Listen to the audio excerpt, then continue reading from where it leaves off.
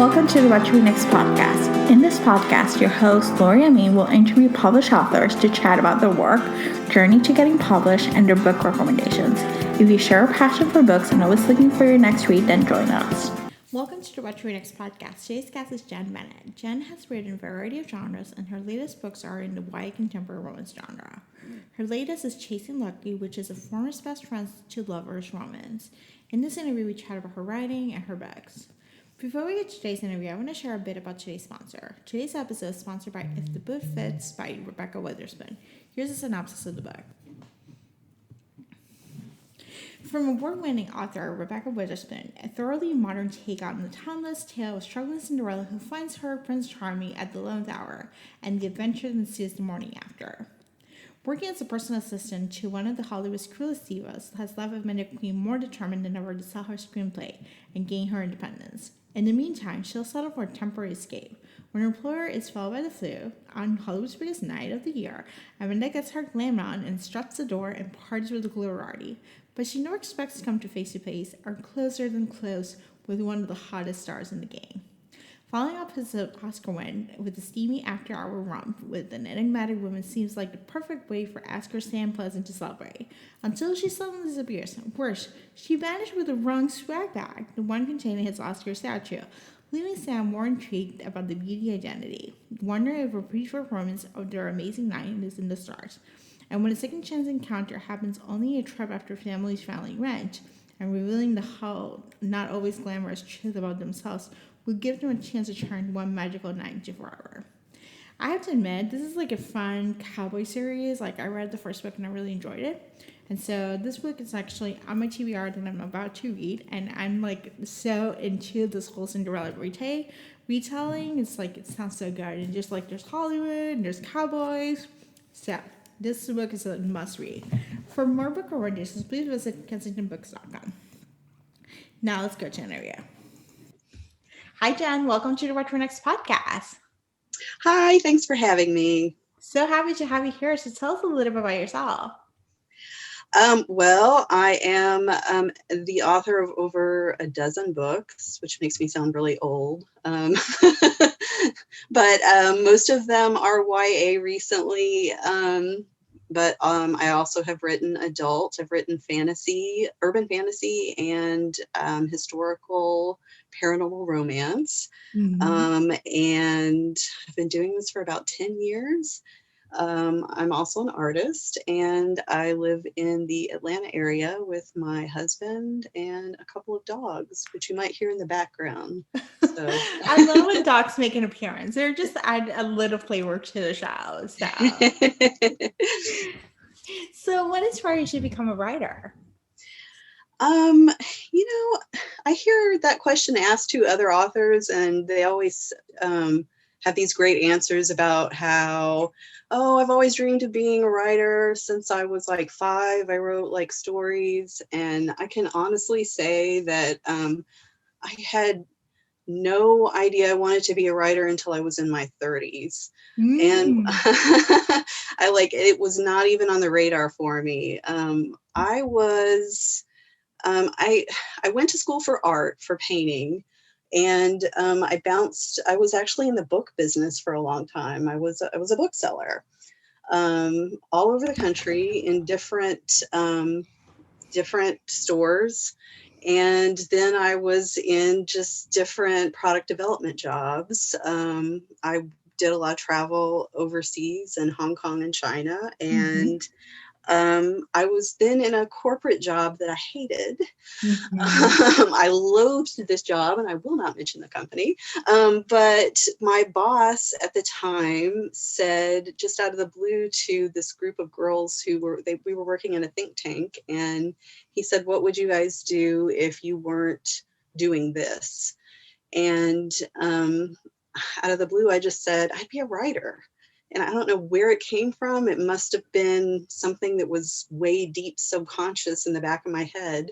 Mm-hmm. And he was like, "Oh, okay." And I was like, I don't know where that came from. Mm-hmm. And then this was back around the time of the recession in 2008. Mm-hmm. And then shortly thereafter, like 2 weeks later, all of us got laid off.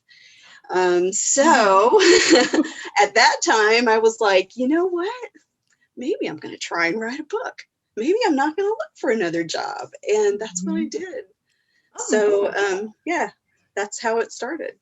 So what was that journey to get that first book published? Um, it was a strange one. So yeah, from there, I tried my hand at writing a book. I had no experience. I had no roadmap, no schooling, no nothing. Mhm. I was just the girl at work who wrote the funny emails that Mhm. made everyone laugh. So I just tried. I was like, I like fantasy. I read a lot of books. I'm gonna write this. Mhm. So I wrote a book and then figured out how to get it in front of agents and queried a bunch of agents, and it was completely rejected. It was a terrible book. Mhm. And I shelved that, but I just kept trying. I wrote another book and another. I think it was the third book that I queried in about a year that I got my agent, Hmm. and haven't looked back. But yeah, she sold that book 6 weeks later. It got offers from multiple publishers, and that was my first book, Kindling the Moon, that was put out by Simon and Schuster, and it was urban fantasy, adult, and that was my publishing story. It was fast. It took me, I think, a year and a half to get agent, publisher. Uh, so I guess it was meant to be. I mean, I hear people struggling for years, and so I hate telling that story because I'm like, man, it happened for me fast. Um, Mm. I, I don't know. I think that it was just. I think that it must have been kind of the whole writing bug must have been sitting kind of dormant inside me for a long time, because once I started, I knew, like, this is it. This is what I want to do. This is what I Mm. want to do with my life. I do not want to do anything. I could not stop.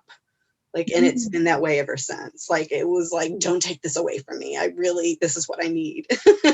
I love this. And you written in urban fantasy, historical paranormal, and Hmm. now YA contemporary. What was the transition to do? I think my question is the transition to YA contemporary. Hmm. Because that's you found a niche there. You have I great. did. Yeah. And it wasn't actually my idea to switch over to that. It was my agents. Really? Yeah.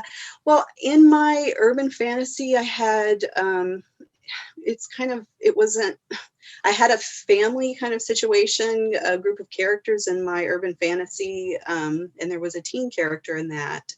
And it was he was well received by my readers, and my agent said, everyone loves that character, and you've got a knack for writing teen characters. Have you ever thought about writing YA?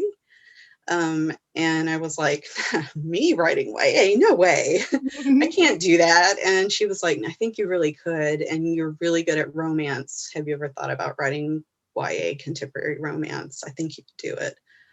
And I was like, really? And she's like, I think you should try. And I thought about it for a while, and I was like, maybe I could just write a chapter. And then 6 weeks later, I had a book. Oh my It was gosh. just boom. Okay, this fits. I can do this. Yeah, and And you hit the nail. Like you're able to write teenage love stories in a way that feels like they feel for adults reading YA, if they feel good, they feel relatable. And I believe thank for you. I imagine for teenagers it might feel it's like, oh, okay, this could reflect my life, Oh, thank you. I enjoy writing them. I think that for a lot of us, I mean, I'm definitely no teen anymore, but I feel like I feel like myself how I was 18, just a little bit wiser and more world experienced. I don't know, Yeah. like, but I'm still the same girl I was then. So I guess it's easy for me to crack into those feelings and memories. I don't know. But it's a good fit for me. I enjoy it. I enjoy your YA contemporaries, so Well, let's thank keep you. writing them. So, speaking of your writing, do you follow an outline or do you see what the story leads? Yeah. Like plotting or Plotting pantsing or kind of. pantsing, yeah. hmm I do both. I mean, I'm mostly, when I first started out, I was definitely I had to plot because I was like super scared about, oh my gosh, I've got to control everything, and I've got to like have colored cards like put up on a board and know like every single move, like what's going to happen next. Got to plot out the entire book, got to look up like how to do it. And Now I kind of liken it to a road trip. Mm. Where like you know where you're going to start, because like here you are in your hometown and you know you want to go to the Grand Canyon, and that's the end of your journey. You know Mm. who you're traveling with, and you know like the first, like generally how you're going to get there, but you're not going to plot out like every single place you're going to stop to like get gas, or things happen on that road trip. You might like hit a road that's like under construction, or like a rock slide, or you might get like chased off the road by some crazy trucker, or like things happen. You might have to kick out one of your travel companions because of a fight. Like you don't know what's going to happen, and that's like the thrill of writing for me. I love this. I love the comparison to a road trip. Like you know where you're going, but you can actually just enjoy the process, enjoy the journey. Yeah, and I think I try to let the characters drive, because they're the ones who drive the plot, instead of the plot driving the characters. They're the ones in the car like steering everything. And when I can let that happen, then the book is much better, because they're the ones making the decisions and dictating where the story goes. They're dictating where the trip is, where like each leg of the trip is headed. Mhm. That's when it works better for me. Other time, when I don't let that happen, then the book kind of goes off the rails. I love this. So let's talk about Chasing Lucky. What was the source of inspiration for this book? um, it that came about, when the seed of that first started was a couple years ago, and I had seen something online where a Chasing Lucky has it has my protagonist Josie. She does something where she does something kind of pretty horrible that lands her in jail Mhm. at Yeah. the beginning of the book. And she's in jail with the love interest of the book. And she kind of gets a little bit, little shamed in town, and people know what's happened to her. But when I got the idea for this book, it was because I saw a teenage girl online who had done something pretty horrible. Mhm. But she had a moment online where she was, kind of publicly shamed and became kind of a meme or whatever. Mm. But people were shaming her for more than the act of what she'd done, and it turned into kind of fat shaming and slut shaming and other things, and saying like horrible stuff. And all I could think was, it was just a cringe thing for me to think, this girl is, whatever she was, 17, 18. And and it was just gone. It was there for a couple hours online and then gone. But I wondered how it stuck with her in her life, and how it changed her. And it was I just that was the seed of the idea. And I just wanted to kind of explore what happens when, we're all human, we all do stupid things. And Mhm. how you kind of own up to what you've done, the mistake that you've made, um, and change and do better next time. But also when you have to face publicly the shame that comes with it. And I wanted to set it in a small town instead of the shame being online, and have to face all the people around who kind of know what you've done. So So that's kind of where that came. I love it. And you had the world building. Like, even though the characters were really well developed, there was like this small town feeling, this whole world that was just like revolve around it, And I assume your experience writing fantasy, even historical, give you that a sense of like, world building is an important part of, the story driving the story. Yeah. I always try to think of the setting as a character. Mm-hmm. That's really important to me, and I think maybe that does come from the fantasy, because I started out in fantasy, but I think that's probably, that tool came from that, is of the world building. But yeah, I love setting as a character, whether it's a small town or whether it's a fantastical world. It's all the same to me. Yeah, I think it just, I don't know, it felt like an overall, like it felt like a full book of like, you get a sense of like where the characters were growing and where the character arcs were doing, but then also the small town feeling about it, that you didn't get bogged down, but you still felt like you were in a small town. You got to get a sense of the setting, get a sense of the people, the stuff, that was going on. Oh, well, thank you. So let's talk about Lucky. So Lucky is bad boy, sort of, with a soft heart, and and they were childhood best friends, but they stopped talking to each other. Why pick this trope? Like, the childhood best friend to lovers. They were. Yeah, you know, I always end up with childhood. I've done the childhood best friends to lover trope before. Mm. So I wonder why I keep doing that. I'm very attracted to that trope. I think that it must be because, um, all of my YA contemporary is definitely very sex positive, and I think that's Mhm. one thing I'm known for. And it's not that my YA is like super like descriptive of every like single piece of the sex act, because it's not. And I sometimes have to kind of have a little fights with parents about that. And I'm like, just Mm. read it. It's okay. It's not that bad. Mhm. But it's more that I like to explore. I think all my teens talk about sex a lot, Mhm. just like any teens would. And I think that I like to explore how sex is affected by when you know each other a lot, Mhm. when that relation, when it's not just two strangers who are like hooking up for, like just the one time thing, when the friendship is actually there, when the relationship is established. I think it's interesting to explore that.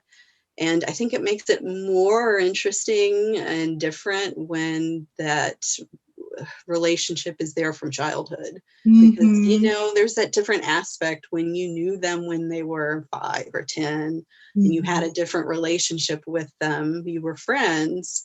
Then it's a different, them from a different angle, and it makes things interesting. There's a conflict there. It changes the relationship a little bit. It adds something, and I like exploring that. So I think that's why that trope always keeps coming up. I like exploring the trope because it's like I feel like it's unique to the YA. Like we may see it in some of the adult romance, but it's not as common as YA, where it's like they're best friends when they're children, and then something happens, whether it's puberty or someone moves or something happens, and they Right, come where back it's your together. breakup. You were friends when you were 10, and then you're not, and then, oh wait, You're the kind of, boy grew yeah, up. yeah, yeah, and it's like so like, and I love the fact is like you're exploring a relationship with someone that knows your history, Right. that you already have something in common. And Yeah. And I just think it's interesting. It adds a layer of complexity to things. It changes things. And I think there's just a lot of, I think it's a fertile thing to explore. It's just a nice complexity. It's fun to explur. it is fun to read, so just keep writing them. Okay. Yeah, I'll keep doing it. Yeah. So what are some of your upcoming projects?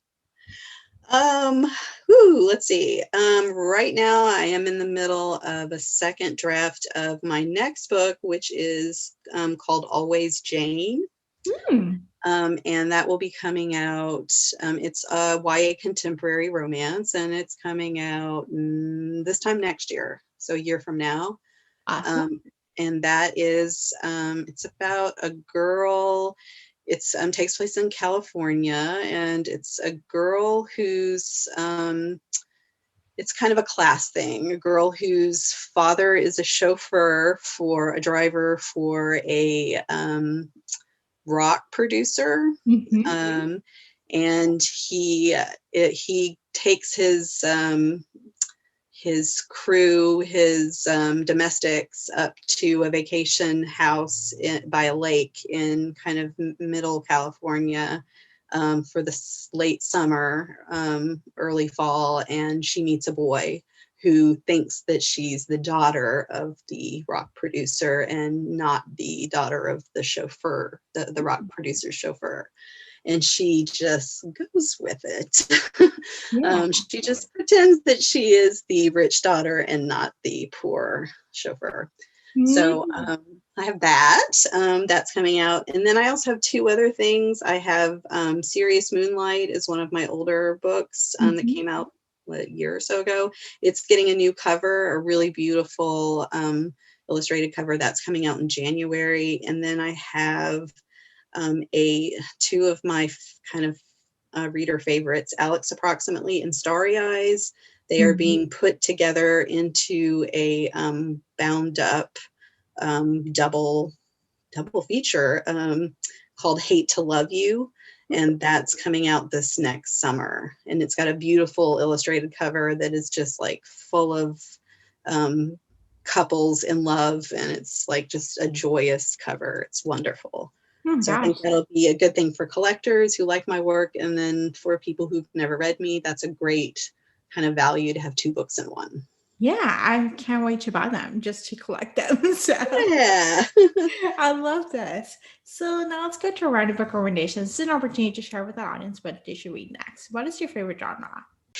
Genre, probably, honestly, historical romance is probably the thing I read the most. That or fantasy. I love this. And what has been a book you read this past year that you love? It's been with the pandemic, I haven't read a lot of stuff, and it's been really hard to read. And I've been starting and stopping a lot of books, and the book that broke me out of my big reading slump was Piranesi. It's by Susanna Clarke, who wrote Jonathan Strange and Mr. Norrell. And so that was the book. That it's a fantasy. It's about a man who's living in this maze-like house called the House, and he's doesn't know how he got there. He's kind of imprisoned in it. I won't say anything else about it, but I love her. She's one of my favorite authors, and that book just sucked me right in, and I loved it. I love this. And yeah, pandemic reading is real. Like we're starting books where like the concentration is tough. It's tough to break. So Yeah.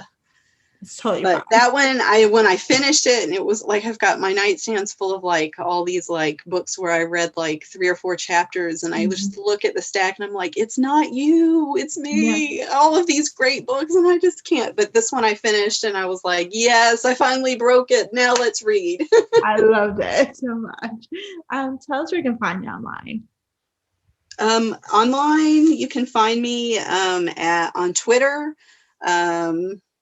Do you want it's Jenn_Ben, JENN_BENN.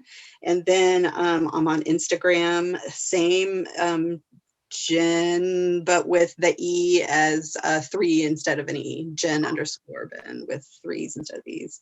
You can look me up. I'm on there. I'm easy to find, but I'm definitely on Instagram and on Twitter. And those are my two homes on social media. I love this. Thank you, Jen, for being on the show. Thank you. If you enjoyed this podcast, feel free to share with friends, subscribe, rate, and review the show. This is the easiest way to support this podcast.